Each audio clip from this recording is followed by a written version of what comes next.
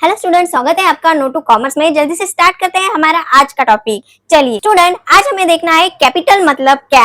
समझ लीजिए कि आपका कोई बिजनेस है और आप उसमें पैसे इन्वेस्ट कर रहे हो, यानी कि आपके बिजनेस में आप खुद पैसे इन्वेस्ट कर रहे हो, तो उसे हम कैपिटल कहेंगे। The total amount invested into the business by the owner is called capital. Business के ओनर में अगर बिजनेस में कोई भी अमाउंट इन्वेस्ट की हो, कोई भी अमाउंट अगर बिजनेस का ओनर बिजनेस में इन्वेस्ट करता है तो उसे हम कैपिटल कहेंगे। Excess of asset over liability is also called capital. Excess of asset मतलब अगर आपकी असेट ज्यादा हो और अगर आपकी लायबिलिटी कम हो, यानी कि अगर आपकी असेट हो 3 लाख और लायबिलिटी हो 2 लाख, तो हम इस असेट में से इस लायबिलिटी को माइनस करके जो प्राइस आती है, इस असेट में से इस लायबिलिटी को माइनस करके जो अमाउंट आती है उसे हम कैपिटल कहेंगे। Asset, excess of asset over liability, यानी कि असेट ज्यादा हो लायबिलिटी से, अगर असेट ज्यादा हो तो उसे हम कैपिटल कहेंगे। ये जो 1 लाख रुपए अमाउंट है ये आपकी कैपिटल हो जाएगा। The equation for this is capital equal to asset minus liability. हमने क्या किया, हमने असेट में से लायबिलिटी को माइनस किया तो हमें कैपिटल मिल गया। ये इक्वेशन आपको एग्जाम में आ सकता है। इसे अकाउंटिंग इक्वेशन भी कहा जाता है। अकाउंटिंग इक्वेशन यानी कि capital is equal to asset minus liability, ये हो गया आपका accounting equation. Capital is liability of the business. Capital हमारे बिजनेस की एक लायबिलिटी है, क्योंकि बिजनेस में ओनर ने पैसे डाले हैं, ओनर ने पैसे इन्वेस्ट किए हैं, तो कुछ दिनों बाद हमें वो पैसे ओनर को रिटर्न करने पड़ते हैं। बिजनेस में से ओनर वो पैसे ले लेता है। As this amount is payable by the business enterprise to the owner at the time of closure of business. वो अमाउंट हम बिजनेस के ओनर को कब रिटर्न करेंगे, तो जब भी हम हमारा बिजनेस डिस्क्लोज करेंगे, क्लोज करेंगे यानी कि बंद करेंगे, तब हमें उस अमाउंट को बिजनेसमैन को रिटर्न करना होता है, बिजनेस के ओनर को रिटर्न करना होता है। कैपिटल यानी कि क्या, excess of asset over liability, यानी कि असेट ज्यादा है लायबिलिटी कम, उसे हम कैपिटल कहेंगे। कैपिटल एक प्रकार की हमारी लायबिलिटी है और कितने भी अमाउंट अगर कोई ओनर उसके बिजनेस में इन्वेस्ट करता है तो उसे हम कैपिटल कहते हैं। Drawing, the amount of cash और value of goods, asset, etc. withdrawn from the business by the owner for personal use called as drawing. अगर बिजनेसमैन या फिर बिजनेस का ओनर उसके पर्सनल यूज के लिए, उसके खुद के यूज के लिए बिजनेस से कुछ असेट लेता है, कुछ गुड्स विड्रॉ करता है या फिर कुछ पैसे विड्रॉ करता है, तो उसे हम ड्राइंग कहेंगे। लेकिन वो किस लिए होनी चाहिए, तो ओनर के पर्सनल यूज के लिए। बिजनेस में से अगर ओनर कुछ अमाउंट या फिर कुछ गुड्स या फिर कुछ असेट अगर विड्रॉ करता है तो उसे हम कहेंगे drawing. Example, a proprietor page college fee of his son. Proprietor ने उसके बच्चे की कॉलेज की फीस जो है वो पे की है, लेकिन इसके लिए इसने कौन से पैसे यूज किए, को पैसे कहाँ से लाए हैं, तो इसने पैसे लाए हैं बिजनेस से। इसने पर्सनल यूज के लिए बिजनेस से पैसे विड्रॉ किए हैं, इसीलिए ये आपकी ड्राइंग हो गई है। और page for his medical expenses, अगर उसी पैसे से उसने उसके मेडिकल एक्सपेंसेस पे किए हैं तो ये उसकी ड्राइंग हो गई है। Mobile bills from the business, और बिजनेस से पैसे विड्रॉ करके मोबाइल बिल्स दे रहा है, मेडिकल एक्सपेंसेस पे कर रहा है या फिर उसके बच्चे की जो कॉलेज फी है वो दे रहा है, तो उसे हम ड्राइंग कहेंगे। आ गया समझ में। अभी हम देखेंगे कि डेटर क्या होता है। अगर आपका जो बिजनेस है उसमें से किसी पर्सन को, किसी इंडिविजुअल को आप पैसे दे रहे हो या फिर असेट दे रहे हो, तो वो गया आपके लिए डेटर। आप उसे दे रहे हो और वो ले रहा है, तो लेने वाला जो पर्सन है उसे हम कहेंगे डेटर। डेटर यानी कि लेने वाला। A person who has to pay to the business or getting goods and services on credit is known as debtor. एक ऐसा पर्सन जिसे बिजनेस गुड्स या फिर सर्विसेज प्रोवाइड करता है क्रेडिट बेस पे, यानी कि लोन के रूप में उसे सर्विसेज प्रोवाइड करता है या फिर गुड्स प्रोवाइड करता है, और डेटर को कुछ दिनों बाद वो बिजनेस को पे करना पड़ता है, तो उसे हम कहेंगे डेटर। एक ऐसा पर्सन जिसे बिजनेस गुड्स या फिर सर्विसेज प्रोवाइड करता है और कुछ दिनों बाद वो पर्सन बिजनेस को वो सब कुछ रिटर्न करता है, बिजनेस को सब कुछ रिटर्न करना पड़ता है उस पर्सन को, तो उस पर्सन को हम कहेंगे डेटर। डेटर यानी कि लेने वाला, बिजनेस से पैसा लेने वाला यानी कि debtor. A debtor is a person who owes money to the business. Business से पैसे लेने वाला पर्सन, उसे हम कहेंगे डेटर। बिजनेस से पैसे लेने वाला पर्सन, उसे क्या कहेंगे हम, डेटर। अब आ गया क्रेडिटर। अभी क्रेडिटर कौन है? तो एक ऐसा पर्सन जो बिजनेस को पैसा लेता है। अभी आपको बिजनेस में मशीनरीज लानी है, क्योंकि आपकी ओल्ड मशीनरी जो है वो डैमेज हो गई है, उसमें कुछ डिफिकल्टी आ गई है और आपको आपके बिजनेस के लिए कुछ नई मशीनरीज लानी है, लेकिन आपके पास सफिशिएंट पैसे नहीं है। तो आप क्या करोगे? कुछ बैंक से या फिर कुछ ऐसे इंडिविजुअल को ढूंढेंगे जो कि आपको लोन के बेसिस पे या फिर क्रेडिट बेसिस पे कुछ गुड्स या फिर कुछ प्रोडक्ट या फिर कुछ सर्विसेज या फिर आपको पैसा प्रोवाइड कर सके ऑन अ क्रेडिट बेसिस, ताकि वो पैसे लेकर आप आपके बिजनेस के लिए लगने वाली मशीनरीज खरीद सके। इस पर्सन को हम कहेंगे क्रेडिटर। क्रेडिटर यानी कि बिजनेस को पैसा देने वाला, डेटर यानी बिजनेस से पैसा लेने वाला और क्रेडिटर यानी बिजनेस को पैसा देने वाला। बिजनेस को पैसे देने वाला क्रेडिटर और बिजनेस से पैसे लेने वाला debtor. A person to whom business has to pay for getting goods and services on credit is known as creditor.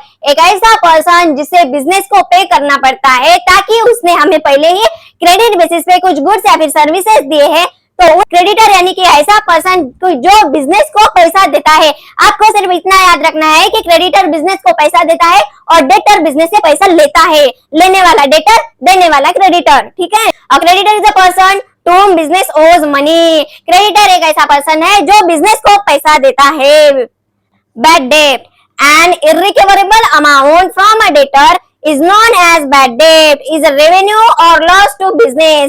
Bad debt क्या होती है? एक इर्रिकवरेबल अमाउंट होती है आपके लिए, क्योंकि वो अमाउंट आपको रिटर्न नहीं मिलेगी। वो अमाउंट आपकी डूब चुकी है, आप ऐसा मान चुके हो कि वो अमाउंट अभी आपको कभी रिटर्न नहीं मिलेगी, इसीलिए उसे बैड डेट कहा जाता है। एक ऐसा कर्ज, एक ऐसा लोन जो आपको कभी भी रिटर्न नहीं मिलेगा। आपसे किसी ने कर्ज लिया है लेकिन वो आपको वो पैसे कभी भी रिटर्न नहीं करेगा, आपको कभी भी रिटर्न नहीं देगा, तो उसे हम क्या कहेंगे? Bad debt. एंड इर्रिकवरेबल अमाउंट, ऐसी अमाउंट जो कि इर्रिकवरेबल है, आप उसे कवर नहीं कर सकते, ऐसी अमाउंट उसे हम कहेंगे बैड डेट। ये हमारे बिजनेस के लिए रेवेन्यू टाइप का लॉस हो जाता है। कौन सा लॉस? रेवेन्यू टाइप का लॉस, यानी कि छोटा सा लॉस। आगे बढ़ेंगे, आगे हम देखेंगे कि एक्सपेंडिचर क्या है और एक्सपेंडिचर के टाइप्स क्या है। एक्सपेंडिचर यानी कि आप कुछ गुड्स लेते हो, कुछ सर्विसेज लेते हो, तो उसपे जो भी आप अमाउंट स्पेंड करते हो तो उसे हम कहेंगे expenditure. An amount spend by the business for any consideration received by the business is called as expenditure. आप बिजनेस के लिए कुछ भी खरीद रहे हो, चाहे फिर वो स्टेशनरी क्यों ना हो, तो उसे हम कहेंगे एक्सपेंडिचर। बिजनेस के लिए अगर आप कुछ भी खरीद रहे हो तो वो आपका सीधा सीधा एक्सपेंडिचर हो जाता है। टाइप ऑफ एक्सपेंडिचर, एक्सपेंडिचर के 3 टाइप है। पहला है कैपिटल एक्सपेंडिचर, दूसरा है रेवेन्यू एक्सपेंडिचर और तीसरा है डेफर्ड रेवेन्यू एक्सपेंडिचर। अब ये एक्सपेंडिचर क्या क्या है तो ये हम डिटेल में देखने वाले हैं। पहला टाइप है हमारा एक्सपेंडिचर का, जो कि है कैपिटल एक्सपेंडिचर।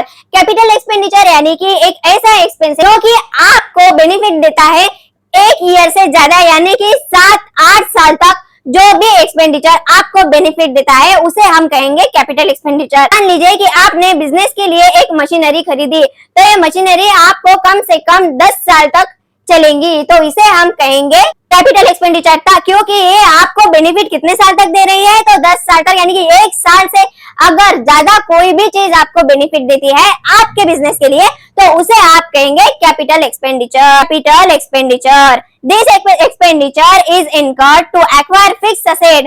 फिक्स्ड असेट जो भी होती है हमारी, उसे एक्वायर करने के लिए, उसे लेने के लिए आप जो भी एक्सपेंडिचर करते हो उसे हम कहेंगे कैपिटल एक्सपेंडिचर। और to increase the value of fixed asset, एक तो आप फिक्स्ड असेट खरीद रहे हो या फिर आप फिक्स्ड असेट की जो भी वैल्यू है वो इंक्रीज कर रहे हो, तो भी उसे हम कैपिटल एक्सपेंडिचर ही कहेंगे। It gives the benefit for a long period of time and it is not recurring in nature. ये आपको लॉन्ग पीरियड तक बेनिफिट देता है। Capital expenditure non recurring in nature होता है। आपको इसके ऊपर क्वेश्चन आ सकता है, capital expenditure dash dash dash in nature, नीचे ऑप्शन दिए जाएंगे, तो आपको याद से उसमें नॉन रिकरिंग ही टिक करना है, नॉन रिकरिंग ही लिखना है, ठीक है। Example, purchase of machinery, extension of building, purchase of computer. अगर आप कोई भी मशीनरी खरीदते हो तो वो मशीनरी कम से कम आपको 3 या फिर 4 साल का बेनिफिट तो देंगी ही देंगी, तो उसे हम कैपिटल एक्सपेंडिचर कहेंगे। आपने कोई लैपटॉप खरीदा तो क्या आपका लैपटॉप 1 ईयर के अंदर ही बंद पड़ जाएगा?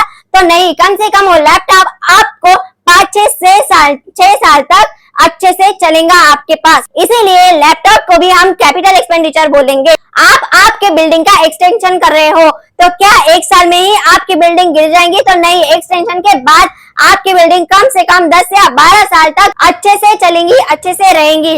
इसे हम कहेंगे कैपिटल एक्सपेंडिचर। समझ में आ गया क्या कैपिटल एक्सपेंडिचर मतलब क्या होता है? तो कैपिटल एक्सपेंडिचर मतलब ऐसे एक्सपेंडिचर जो कि आपके बिजनेस को एक साल से ज्यादा तक बेनिफिट दे सके, या फिर आपके बिजनेस की जो फिक्स एसेट है उसे इंक्रीज कर सके, या फिर फिक्स एसेट को एक्वायर करने के लिए, लेने के लिए आप जो भी अमाउंट स्पेंड करते हो उसे हम कैपिटल एक्सपेंडिचर कहेंगे। Capital expenditure non recurring in nature होता है। सबसे आईएमपी पॉइंट है आपका। आगे देखेंगे,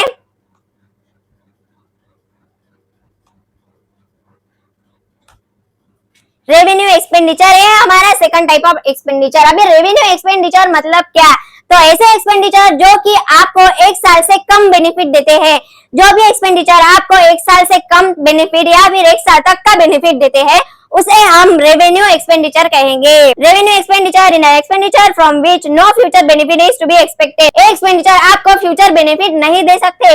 एक्सपेंडिचर सिर्फ और सिर्फ आपको एक साल तक या फिर एक साल से कम बेनिफिट देंगे, बट हैविंग इमीडिएट और शॉर्ट टर्म बेनिफिट। ये आपको इमीडिएट बेनिफिट दे सकते हैं या फिर एक साल तक बेनिफिट दे सकते हैं। May be less than 1 year, एक साल या फिर एक साल से कम तक अगर आपको कोई एक्सपेंडिचर बेनिफिट दे रहा है तो उसे हम रेवेन्यू एक्सपेंडिचर कहेंगे। It is not increase profit earning capacity of the organisation.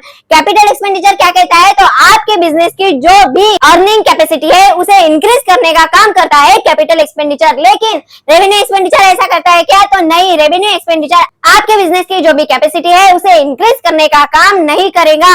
These are normal day to day operating expenses. ये आपके रोज के जो ऑपरेटिंग एक्सपेंसेस होते हैं वो हो जाते हैं revenue expenditure of business organization and appear on a debit side of trading account and profit and loss account। ये आपको कहाँ शो किए जाएंगे? तो प्रॉफिट एंड लॉस अकाउंट और ट्रेडिंग अकाउंट के डेबिट साइड में। Example, rent paid, salary paid, wages paid. आप जो सैलरी पेड करते हो, आप जो वेजेस पेड करते हो, आप जो रेंट पेड करते हो, तो उसे हम कहेंगे रेवेन्यू एक्सपेंडिचर। रेवेन्यू एक्सपेंडिचर कहाँ दिखाई देंगे आपको?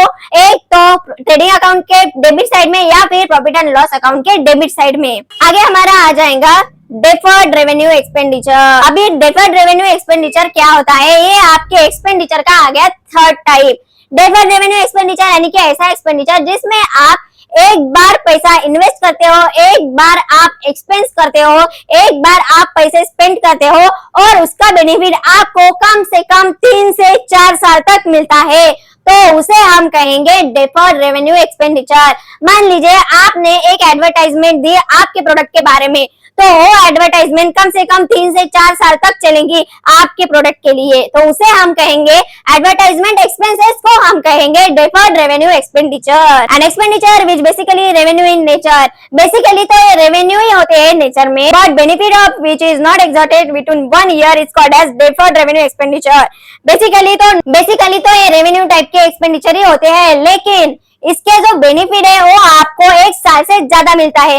रेवेन्यू एक्सपेंडिचर का बेनिफिट आपको एक साल से कम होता है, एक साल से ज्यादा बेनिफिट आपको कैपिटल एक्सपेंडिचर में भी मिलता है। लेकिन कैपिटल एक्सपेंडिचर रेवेन्यू टाइप के एक्सपेंडिचर है क्या? तो नहीं, basically revenue in nature but which is not exhausted with in 1 year is called deferred revenue expenditure. Such expenditure is return of over a number of year. Such a return of amount is shown on debit side of profit and loss account। ये जो amount है deferred revenue expenditure की, year by year return of होती रहती है, और जो return of amount होती है वो हम प्रॉफिट एंड लॉस अकाउंट के डेबिट साइड में लिखते हैं, और जो भी अनरिटर्न अमाउंट होती है उसे हम लिखेंगे बैलेंस शीट के असेट साइड में। आपको इस पे क्वेश्चन आ सकता है, return of amount of deferred revenue expenditure is shown on, तो आपको लिखना है debit side of profit and loss account, और unreturned amount of deferred revenue expenditure is written on asset side of balance sheet। Example, heavy expenditure on advertising, heavy legal expenses। एक तो आप advertisement पे जो heavy एक्सपेंसेस करते हो गया आपका डेफर्ड रेवेन्यू एक्सपेंडिचर, और जो भी आप लीगल एक्सपेंसेस करते हो हेवी लीगल एक्सपेंसेस, तो वो भी हो गए आपके डेफर्ड रेवेन्यू एक्सपेंडिचर। स्टूडेंट, ये जो प्रोफेशनल नॉलेज की पूरी सीरीज है वो आपके लिए एकदम फ्री ऑफ कॉस्ट है, तो जल्दी से चैनल को सब्सक्राइब कर ले ताकि आने वाली हर वीडियो सबसे पहले आप तक पहुंचे। आज के लिए इतना ही, मिलते हैं हमारे नेक्स्ट लेक्चर में। Thank you.